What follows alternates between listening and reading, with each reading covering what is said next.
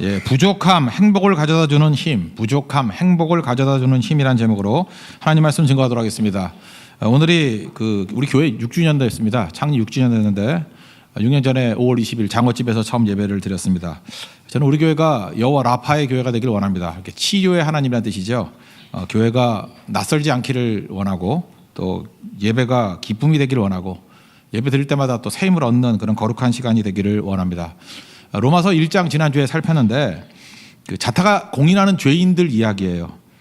그때 우리 이렇게 생각하잖아요. 우리가 죄를 지었기 때문에 심판을 당한다 이렇게 생각하는데 그게 아니라는 것입니다. 심판이 있으니까. 심판이 뭐예요? 하나님의 부재거든요. 내버려 두심. 그러니까 우리가 죄의 처참한 결과 21가지 죄 이거 빠질 수밖에 없더라. 그게 포인트입니다. 그래서 부재의 비참함을 느끼라는 거예요. 그리고 하나님 임재의 목마름을 가지고 나아가자. 그게 메시지입니다. 오늘 그 다음에 살필 내용은 뭐냐면 속된 말로 하면 좀 기분 나쁜 사람들이에요. 더 속된 말로 하면 재수 없는 사람들이에요. 누구냐 하면은요 스스로 완전하다고 생각하는 윤리주의자. 윤리 내세우는 사람이죠. 자기는 완전하다 이렇게 생각하는 거예요. 깨끗해 보이는 죄인. 좀 더 심하게 하면 깨끗해 보이는 악질. 이런 거를 얘기하고 있습니다. 오늘 1절을 보시면은 그러므로 남을 판단하는 사람아 누구를 막론하고 내가 핑계하지 못할 것은 남을 판단하는 것으로 내가 너를 정죄함이니 판단하는 내가 같은 일을 행함이니라. 이게 사실 우리 자신 아닙니까? 저도 그런 게 있고 여러분도 그런 게 있을 거예요. 나는 옳다고 생각하고요. 맨날 남 판단한다고요. 근데 사실은 판단하지 말라 그러는데 이 판단이라는 건 안 하고 살 수는 없잖아요. 왜 그렇습니까? 이게 참 까다로운 건데 우리 판단이 구별하는 거 아니에요? 이렇게 구별해 주는 건데 아니, 우리 집과 남의 집을 구별해야지 우리 집 들어가죠. 안 그렇습니까? 남의 집 들어가면은 잡혀가죠. 그렇지 않겠습니까? 또 비즈니스 할 때에도 판단 안 하고 어떻게 비즈니스를 해요? 누구하고 거래할지 어떤 아이템을 할지 판단해야죠.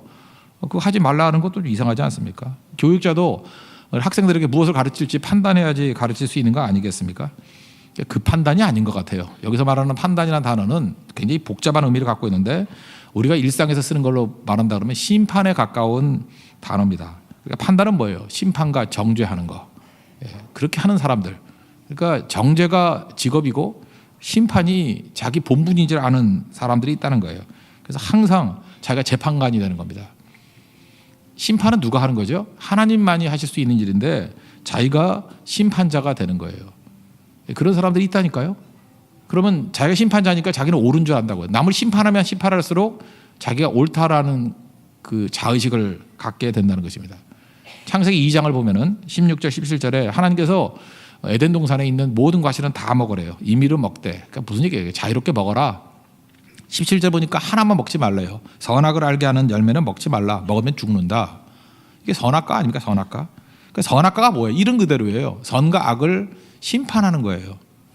그러니까 선악과를 먹었다는 게 뭐예요? 우리가 맨날 하는 짓이 뭐냐 하면 선과 악을 내가 심판하는 거예요. 그러니까 하나님께서 하지 말라는 게 뭐예요? 뭘 해도 좋은데 선과 악을 왜 네가 결정하니? 네가 심판관이니? 아니라는 거죠. 다른 건 다 해도 그거 하지 마. 네가 심판자 되는 건 선악과 먹는 거야. 네가 심판자 되는 건 내 영역을 침범하는 거야. 심판은 하나님께 속한 것이라 그랬잖아요. 그러니까 우리가 심판을 좋아하는 거는 이유가 뭐냐면 내가 하나님 흉내내는 거거든요. 하나님 노릇하는 거. 그러니까 신나죠. 내가 하나님 같으니까. 내가 너를 징벌하노라. 내가 너를 심판하노라. 신나죠. 그게 하나님 노릇하는 겁니다. 그게 가장 큰 죄라는 거예요. 성경에 나오는 모든 죄 가운데 가장 큰 죄는 하나님 자리에 자기가 앉는 겁니다. 우리 옛날 조선시대나 이럴 때도 보면은 다른 죄는 다 용서해줘도 대역죄는 용서 안 하죠. 반란 일으킨 거예요. 모반한 죄. 그러니까 왕을 없애겠다 하는 죄는 용서가 안 돼요. 그거는 삼족을 멸하고 구족을 멸하고 엄한 죄로 다루잖아요. 다른 웬만한 죄는 다 용서해 줘요. 하나님 앞에서 우리가 대역죄가 뭐예요? 하나님 자리에 앉겠다라는 거 아닙니까? 근데 우리 이게 별 죄같이 안 느껴진다고. 그러니까 다른 모든 죄는 다 사함받고 다 인정받을 수 있지만 하나님 앞에서 대역죄 그건 바로 뭐냐? 내가 하나님 자리에 앉는 것입니다. 심판자가 되겠다고 하는 거. 이거는 하나님 앞에서 가장 큰 죄가 될 수 있다라는 것입니다. 내가 심판자가 되면 어떤 일이 벌어지냐? 관계가 다 깨져버려요. 하나님 자리에 내가 앉아버리니까 하나님과의 관계가 좋아질 리가 없죠. 하나님 되게 싫어하고 하나님과의 관계가 다 깨져버려요. 그래서 사람과의 관계도 마찬가지죠. 인간관계 안 좋은 사람의 특징이 뭔지 알아요? 버릇같이 심판자가 되는 거예요. 맨날 옳으니 틀리니 좋으니 나쁘니 자기가 다 판단해요. 그게 말만 하는 게 아니에요. 그게 마음속에 심판자라는 생각이 있는 거죠. 자기가 다 판단해 버린다니까요. 그게 관계가 다 깨져 버리죠. 결혼해서도 신혼 때는 사랑하면서 잘 살죠. 그때는 심판자가 안 되기 때문에 그래요. 근데 좀 지나고 난 다음엔 자기가 심판자가 되잖아요. 그 뭐 치약 얘기 제일 많이 하잖아요. 그 알뜰하게 살았던 남자 밑에서부터 눌러 짜는데 요즘엔 튜브를 해서 괜찮은데, 그죠? 부유하게 자란 여자 중간부터 막 눌러 쓰는 거야. 그러면 참 특이하게 사는 건 그러면 되는 거지. 그걸 틀렸다 그럴 건 없잖아요. 근데 틀렸다 그러고 너는 집안이 안 좋아서 뭐 이렇게 심판자로 나가면 이제 싸움이 막 벌어지게 되는 거죠. 어떤 사람이 이게 청소 잘 안 하고 이렇게 막 늘어놓는 사람이 있습니다. 그러면은 그것도 은사거든요. 이게 보이는 사람이 그냥 청소하면 돼요. 근데 너는 틀렸어, 나빴어 이렇게 심판하거든요. 판정을 내릴 그때부터 이게 갈등이 막 나타나기 시작한다라는 것입니다. 여러분, 이 사회가 전쟁이잖아요. 전쟁 왜 합니까? 옳고 그름 때문에 전쟁하는 거예요. 전쟁 왜 해요? 우리는 옳은데 넌 틀렸다라는 거예요. 말 안 듣거든요. 그 전쟁하는 거죠.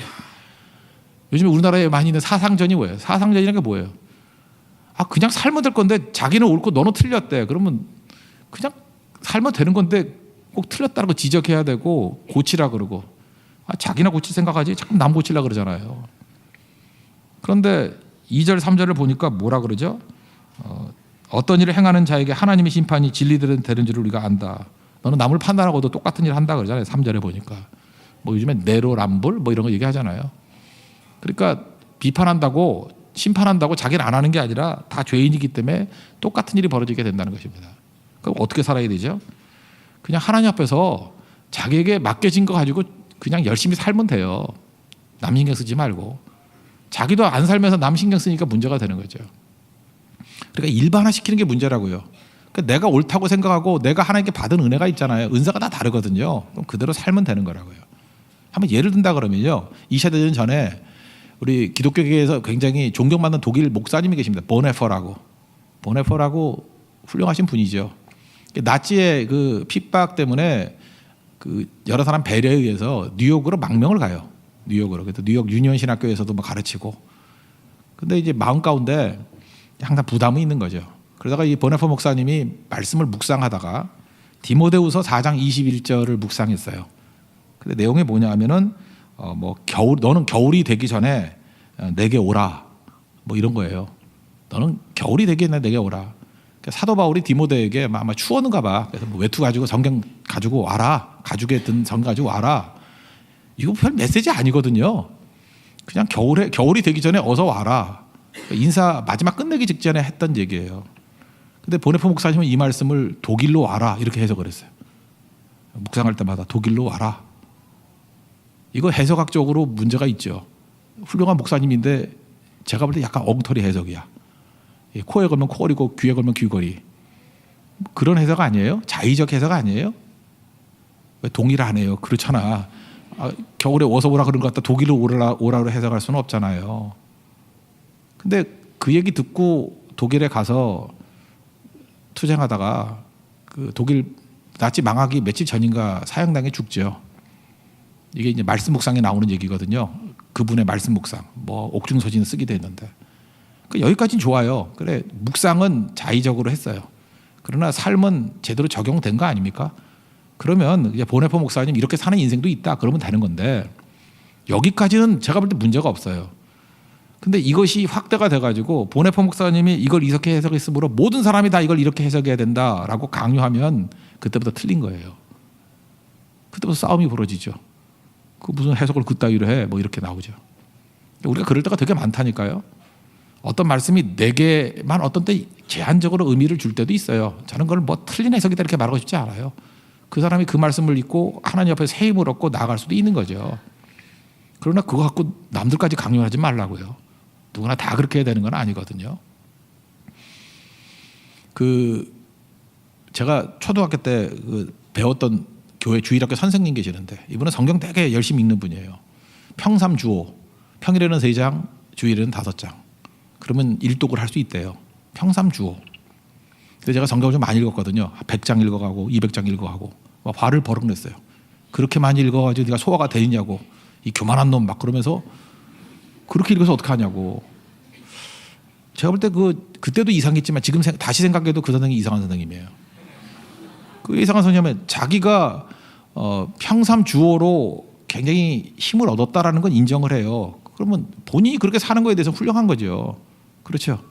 근데 자기하고 다른 스타일도 있거든요. 저는 좀 많이 있는 스타일인데 그걸 틀렸다 그러면 안 되죠. 아, 그런 세계도 있구나 이래야 되죠.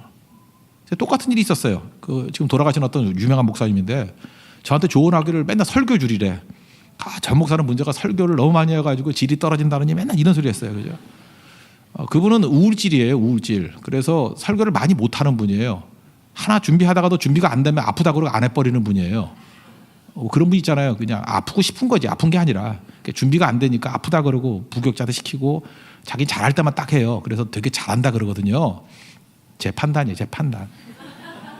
그런데 그러니까 우울질은 완벽주의자이기 때문에 많은 걸 못해요. 근데 저는 아니거든요. 저는 뭐 이렇게 출전을 많이 할 때 선수가 잘하는 거 마찬가지로 저는 설교를 많이 할 때 오히려 잘 되더라고요. 가끔마다 이렇게 성교 갔다 와서 오래간만에 하면은 막 말도 버벅대고 막 이상해져요. 그죠? 그러니까 다 다른 거죠. 강요할 필요는 없는 거잖아요. 그죠? 하나님께서 각자에게 주신 은혜가 있는 건데 다 부족하고요. 또 어떤 부분에서 받은 은사가 있어요. 그런데 이 반맛 떨어지는 이 완벽주의자들은요, 윤리주의자들은 자기가 하나 옳다고 생각하는 걸 가지고 일반화시켜버리고 남들 정죄하고 심판하고 그래요. 이거 아니라는 거예요. 그죠? 이렇게 살지 말라는 것입니다. 그래서 완전한 사람들은 생각보다 재미가 없고 아까도 얘기했지만 속된 말로 이 말을 꼭 하고 싶어요. 재수가 없어요. 재수 없는 사람 되지 마십시오. 그러면 이제 중요한 게 뭐냐? 어떻게 살아야 되느냐? 부족함이 중요하다고요. 부족함. 부족할 것도 없어요. 우리는 다 이미 부족해요. 근데 부족함을 인정하고 살자는 거예요. 부족함은요, 우리가 생명을 주고 부족함은 우리에게 하나됨을 준다니까요. 우리에게 부족함이 있어요. 우리는 주여, 우리는 연약합니다. 그죠? 우리는 힘이 없습니다. 그 고백, 그거 뭐 당연한 거 아니에요? 그 고백이 있을 때 거기서부터 생명이 살아나고 하나됨이 있게 된다는 것입니다. 그 옛날 영화 있죠, 만화 영화인가 그 슈렉. 슈렉이 참 좋아요. 못생기고. 그죠? 덩치 큰 녹색 괴물 슈렉, 귀도 이상하고. 근데 피오나 공주를 이렇게 구해주잖아요. 근데 남자란 게 그래요. 사명에만 충실해야 되는데 또 지도 남자라고 사랑을 하게 되네. 주제에 그냥 구하라 그러면 구하기만 하면 되는데 구하다가 사랑을 해요. 근데 피오나 공주도 약간은 저주가 걸려가지고요, 낮에는 예쁜데 밤에는 그지 같아요. 못생기고 뚱뚱하고 이래요. 그걸 알게 된 슈렉이 기뻐해요. 자기가 비슷한 부류구나 해가지고 기뻐해요. 그리고 뭐 못생겼을 때 사랑 고백하고 키스했어요. 그랬더니 그게 또 저주가 있었던 거죠. 저주가 풀려가지고 잠깐만 하늘나라 갔다 올게. 그러고 하늘나라 갔다 왔어요. 그때 이게 반전이 일어나죠. 우리는 눈부신 미인으로 올 줄 알았는데 못생긴 뚱뚱한 여자로 왔어요. 그래서 잘 살았다는 거 아니에요? 나는 그래서 슈렉이 너무 좋아요. 왜 좋냐 하면은 굉장히 성경적이에요. 슈렉도 부족하고 피오나도 부족해야 거기서 하나됨이 있고요. 슈렉도 부족하고 피오나 공주도 부족해야 거기서 사랑이 싹 트는 거라니까요. 우리 완벽하다 그러는 사람들 그 사랑이 잘 될까 그런 생각이 들어요. 안 그렇습니까? 이번에 뭐 해리 왕자 뭐 결혼했다면서요. 생각보다 거기 잘 살 것 같아. 그 여자분이 뭐 배우긴 배우지만 뭐 이렇게 혼혈이고 흑인 혼혈이고 거기다가 뭐 이혼 경력까지 있다 그러는데 저는 그걸 부족함으로 봤거든요. 그 영국 왕자니까 얼마나 잘 나가는 인생이에요. 잘 나가는 여자하고 살면 잘 못 사는 것 같아. 근데 여자는 핸디캡이 있잖아요. 부족함이 있고 또 해리도 이게 제가 얼굴 보니까 별로 상태가 좋은 것 같지 않아. 그래도 잘 살 것 같아요. 여러분, 부족함과 부족함이 만나야 잘 살게 되는 것입니다. 우리나라가 음료 가운데 2% 부족할 때 그거 기억나시죠? 지금도 팔아요. 뭐 오렌지만 나오다가 안 팔리고 끝났고 뭐 했는데 지금도 뭐가 나와요. 계속 맞바꿔가면서 2% 부족할 때 2%인가 2%인가 하여튼 2% 부족할 때 그런 음료수가 있는데 제가 처음 나왔을 때 먹어봤어요. 먹었더니 주스가 아니에요. 주스치고는 밍밍해. 물치고는 달아. 이게 뭔가 되게 허접해요. 이게 뭐야, 이게 물이야 주스야. 주스도 아니고 물도 아니고. 그래서 사랑하게 됐어요. 불쌍해서. 내가 그 엄청 사 먹어서 진짜 그 박스째 사가지고 먹기도 하고 막 그랬었거든요. 그 인생이 그래요. 부족함에 대해서 이렇게 동질감을 느끼는 게 훨씬 많은 거죠. 2% 부족할 때 그런 거죠. 그래서 여러분 어느 모임이나 갈 때 하나됨을 이루게 만드는 사람이 부족한 사람이에요. 광대거든요. 광대. 괜히 어깨에 힘주고 훅가시 잡고 이러는 사람이 있으면 분위기 상하고요. 근데 거기서 다른 사람을 즐겁게 해주고 전체를 하나로 만들려고 하는 광대들이 있어. 이 광대는 2% 부족한 사람들이에요. 근데 그 사람들 때문에 하나됨을 이루게 된다는 것입니다. 우리 가족도 그렇죠. 가족 가운데 어떤 약한 애가 하나 태어나요. 그러면 이전에 그 가정과 이후의 가정이 달라요. 결속도 잘 이루어지고 사랑이 넘쳐나게 되고 그런 간증이 얼마나 많습니까? 근데 첫째 아들도 공부 잘하고 둘째 아들도 공부 잘하고 셋째 아들도 공부 잘하고 나중에 싸움 나요. 나중에 다 같이 모일 일이 없어. 다 잘난 놈만 모이면. 근데 연약함들이 드러나게 될 때, 부족함이 드러나게 될 때 그때부터 이제 하나됨이 있게 된다는 것입니다. 성경에서 누가 제일 좋죠? 베드로, 야곱 이런 사람 보면은 좋지 않습니까? 왜냐면 긴장이 안 돼. 베드로 맨날 실수하니까 나하고 비슷하잖아요. 야곱 맨날 속이니까 너 비슷하잖아요. 근데 사실 야고보서 5장에 보면은 엘리야에 대해서 우리와 성정이 같은 사람이로되 난 이게 이해가 잘 안 돼. 설교는 하지만 뭐 비 오지 않기를 간절히 기도하는 어떻게 보통 사람이 됩니까? 엘리야가. 엘리야는 죽은 자를 살리고 저는 아무래도 안 되거든요. 무좀도 안 났거든요. 그 죽은 자를 살리고 뭐 그릇에 기름 부었더니 막 넘쳐나고 좀 물 부었더니 물만 넘쳐. 뭐 그렇게 잘 넘치지도 않아요. 그죠? 그러니까 이게 범상한 인물이 아니잖아요. 그래서 엘리야 그러면 우리 같다는 생각이 잘 안 들어요. 그런데 오히려 이 베드로, 실수 많은 베드로, 야곱 같은 넘어지는 사람 그때의 동질감을 느끼잖아요. 오늘 성경의 본문은 이거예요. 우리가 자꾸 죄의 나열하는 이가 뭐냐면 부족하지. 부족함을 가지고 하나님께 나아가면 하나님이 채워주신다는 거예요. 약할 때 강함 대신에 찬양했던 게 그거예요. 고린도후서 12장 9절 아니에요? 내 은혜가 내게 족하다. 내 능력이 약한 데서 온전하여짐이라. 그래서 내가 크게 기뻐했대요. 왜냐하면 여러 약한 것들에 대해서 자랑한다고. 그래야 그리스도의 능력이 내게 머물기 때문에. 우리 다 약하신 분들 아니에요? 그래서 우리 찬양할 때도 우리 약함을 고백했잖아요. 그래서 예수 어린 양, 우리의 존귀한 이름이고, 예수 어린 양, 우리의 치유의 이름이고, 예수 어린 양, 우리의 응답의 이름이고, 그 예수 어린 양, 우리의 승리의 이름이 되지 않습니까? 약하기 때문에. 그래서 약함, 부족함, 이게 우리의 엄청난 능력이 된다는 것입니다. 이어령 씨의 책 보면요, 거기 부족함의 역설이라는 파트가 있는데 거기서 이런 얘기가 나오더라고요. 파라다이스라는 영어 단어 있죠? 파라다이스. 이게 원래 이집트에서 나온 말이래요. 저도 거기서 처음 들었어요. 파라다이스. 이집트 말이래요. 애굽 말. 근데 뜻이 이게 황량하다 그런 뜻이래요. 없다는 뜻이래요. 없는 곳. 아무것도 없는 곳이 왜 파라다이스죠? 그러니까 황야, 아무것도 없는 곳이기 때문에 거기에서 나무를 심을 수 있고, 아무것도 없는 것이기 때문에 꽃을 심을 수 있고, 아무것도 없는 곳이기 때문에 집을 지을 수 있는 거예요. 그래서 아무것도 없는 곳이 파라다이스라는 거예요. 우리 다 결핍이 있지 않습니까? 건강이 좀 없는 분들 있고, 돈이 없는 분들도 있고, 또 뭐 있나요? 외모가 없는 분들 대다수고, 그 다음에 환경이 뭐 안 좋고, 관계가 안 좋고, 성질 안 좋고, 뭐 이런 다 결핍이 있는 사람 아니에요? 부족함이 있을 때요, 사람이 이 그리움이 생기고 설렘이 생기는 거예요. 설렘. 그렇지 않습니까? 다 있으면 질리죠.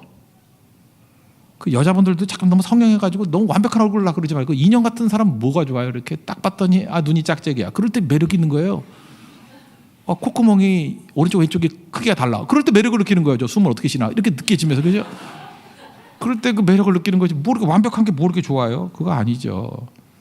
재밌는 게 그 아랍 사람들이 있었던 게 그 아라비안 나이트 아니에요? 아라비안 나이트. 그 사막에서 있던 사람이 쓴 거 아닙니까? 근데 아라비안 나이트 한번 읽어보셨어요? 거기 보면 수없이 많은 꽃과 나무, 아름다운 호수 이런 게 막 나와. 거기 없어요, 그런 거. 다 상상이야. 없으니까 상상한 거예요. 부족함이 창작의 능력으로 나오는 거예요. 저보다도 선배들이니까 50년대 분들이에요. 50년대 분들. 1950년대에 태어나셨던 분들, 그분들이 썼던 글들 보면 옛날에 그 무슨 작품들 보면요, 뭐 공원 벤치에 앉아서 뭐 셀브리의 우산을 쓰고 웃기고 있네. 그분이 있을 때는요 공원도 없어서 무슨 공원이 있어. 공원도 없고 벤치가 어디 있어요. 돌멩이 앉혀놓고 앉았지. 우리나라에 벤치 없었어요. 그때 벤치가 셀브레 우산 웃기네. 비닐 우산 들고 다니면서 뒤집어지고 그런 거 들고 다녔다고. 지금 옛날에 있었던 그런 작품들 문학 작품들 보고 진짜라고 믿으면 안 돼요. 하도 거지같이 사니까 외국 영화 보고 상상한 거야. 우리 동네에 공원이 있을 거다라고 생각하고 벤치가 있을 거다라고 생각하고 무슨 셀브리 우산 그 영화 있었거든요. 그거 보고 뭐 그런 우산이 있을 거다. 맨날 비 맞고 다녔어요. 다라이 쓰고 다녀서 다라이 쓰고. 부족함이 상상력을 자극하고 우리에게 더 풍성함, 목마름이 생기게 만든다는 것입니다.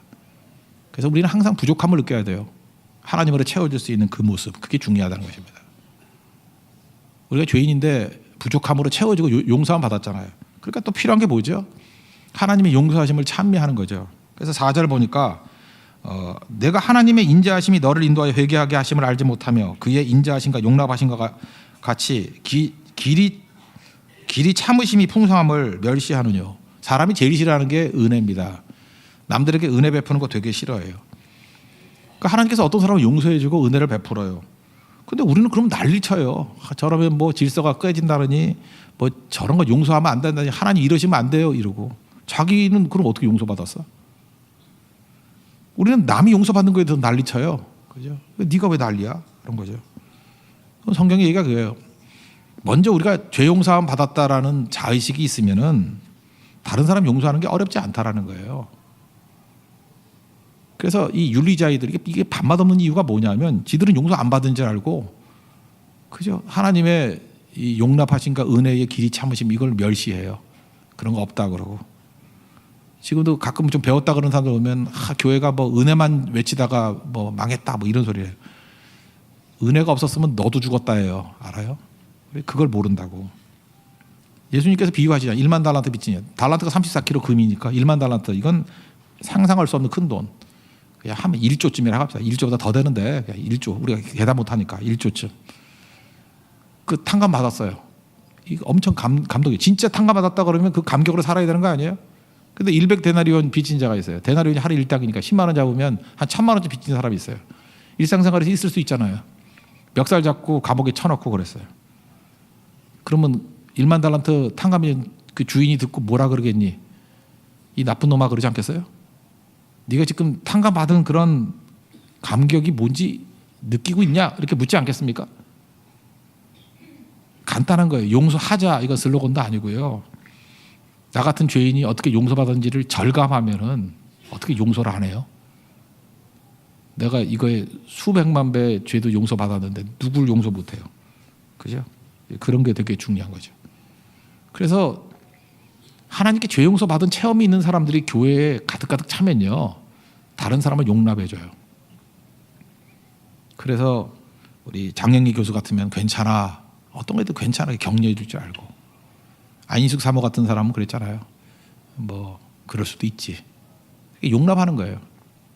오늘 젊은이 예배 때 설교하기 위해서 그 라이언 일병 구하기라는 영화가 있었죠 옛날에. 라이언 일병 구하기 2차 대전 영화인데 거기서 갑자기 그 밀러 데이, 탐 행크스로 나온 밀러 데이의 마지막 죽음에서 하는 얘기가 기억이 났어요. 근데 제가 영어를 잘 못해가지고 아무리 들어도 리스닝이 안 되는 거야. 저 뭐라 그러는 거지? 뭐라 그러는 거지?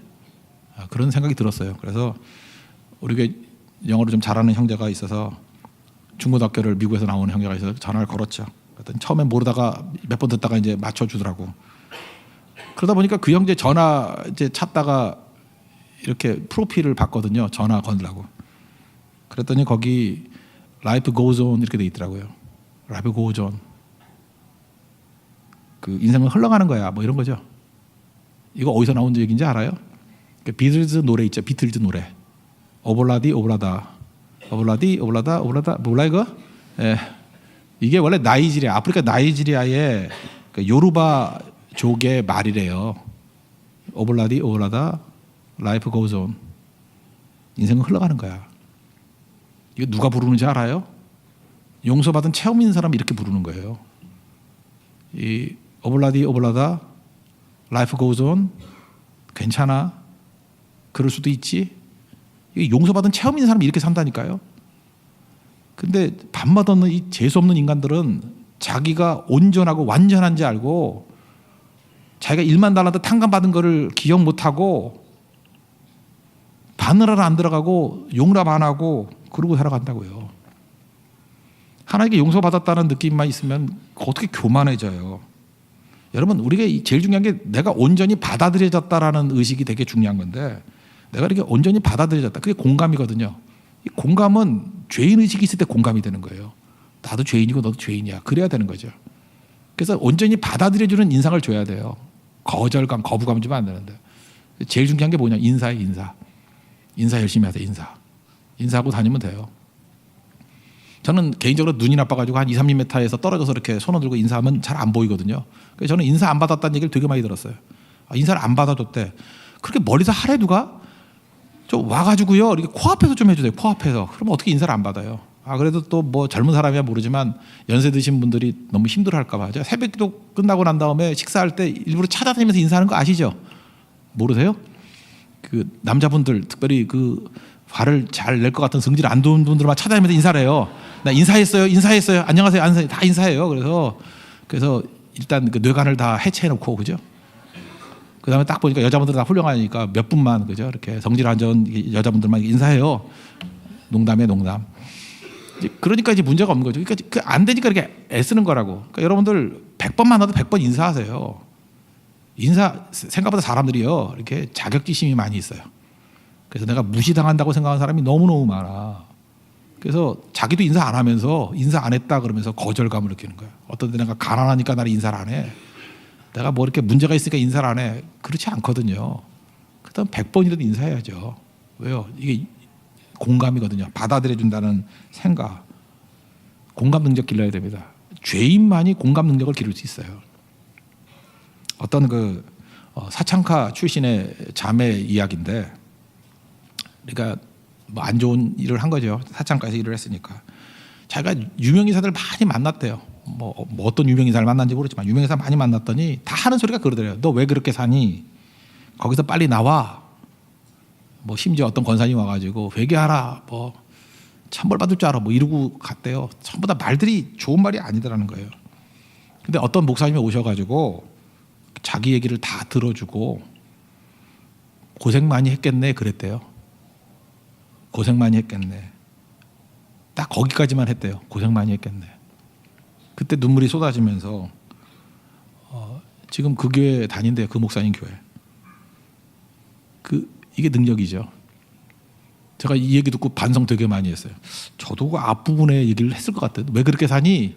죽을래? 이랬을 것 같아요. 그죠? 근데 정말 고생 많이 했겠네. 이게 공감이거든요. 근데 그 목사님도 굉장히 많이 어려움 당했던 분이에요. 바닥까지 내려갔다가 우리의 그 의인 의식이 오히려 복음 증거하는데 방해가 된다는 것입니다. 오늘 본문이 이거예요. 자기가 완전하다고 생각하는 사람들 다 가짜거든요. 그런 사람 없어요. 헛된 짓 하지 말고, 완전하다 그러니까 지가 하나님 노릇하죠. 심판자 되고. 이거 진짜 제일 큰 죄인이에요. 그럼 어떻게 살아야 되죠? 뭐 부족함을 느끼고 살라는 게 원래 부족하잖아요. 인정하십시오. 부족할 때, 인정할 때 하나됨을 누리고 생명이 넘치게 되고요. 그러니까 용서가 가능해지죠. 그러니까 공감하게 되고. 이게 성도의 삶입니다. 우리 6주년 됐는데 우리 교회가 이런 십자가 아래에 놓여 있는 십자가의 능력을 붙들고 살아가는 우리 하나님의 거룩한 종 되기를 축원합니다. 자리에서 일어나겠습니다. 약할 때 강한 대신에 찬양하겠습니다.